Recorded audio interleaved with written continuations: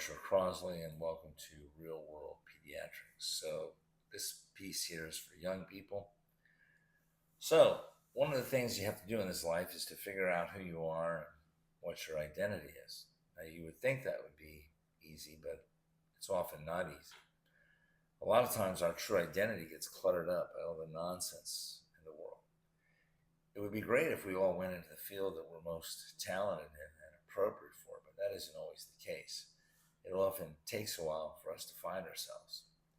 And when you go into a training program, by the very definition of a training program, your professors and your teachers are going to try to push you in a certain direction. They're going to try to push you through a cookie mold.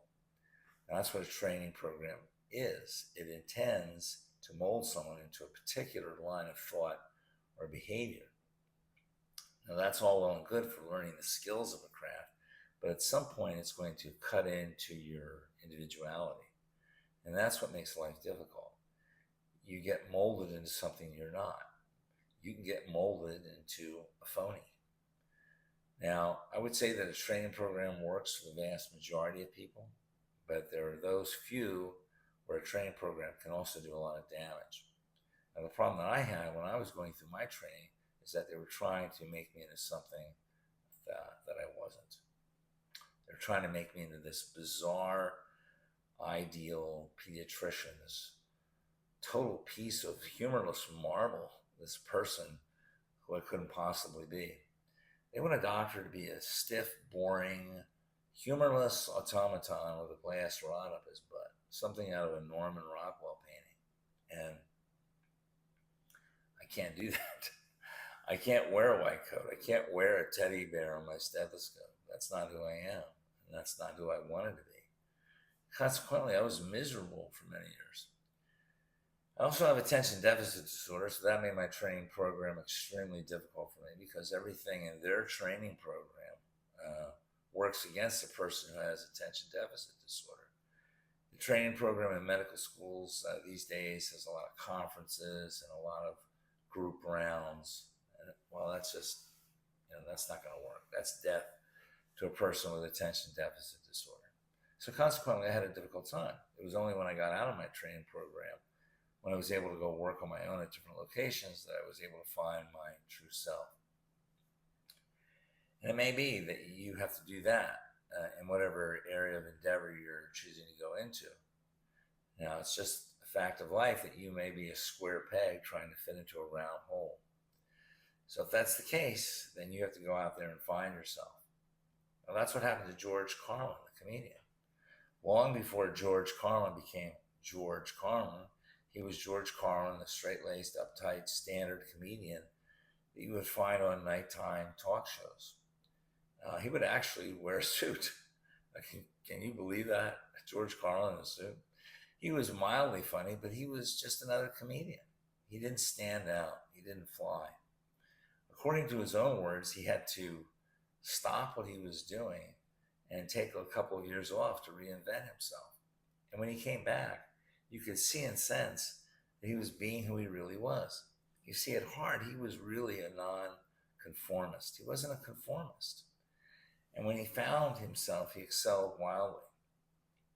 Now, no one was hotter than George Carlin at his peak. Nobody. No comedian was hotter than he was. He was untouchable. And he got to that point by expressing his individuality, by being true to his heart.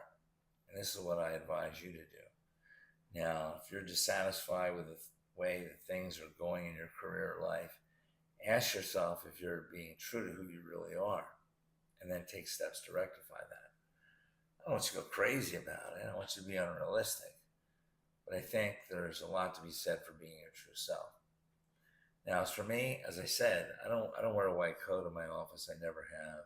I don't have a teddy bear on my stethoscope. And I don't find a potato in kids' ears. Quite frankly, I never did understand that.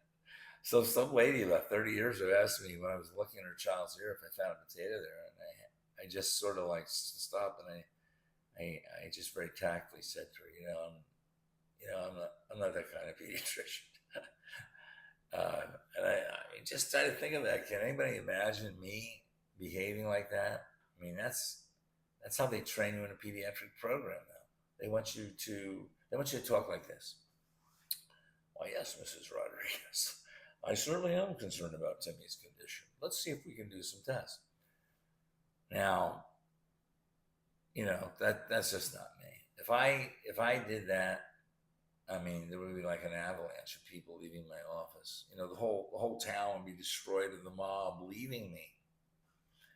So one time I was in a room with a patient, and one of my assistants was with me. And I just felt, I don't know, I must have been really tired because I just yawned. I wasn't being disrespectful to the patient. I would never disrespect the patient. I don't know, I had a yawn. And so afterwards, my assistant told me that I shouldn't have yawned in front of the patient. I looked at her and I said, no. I said, that's exactly what I should have done.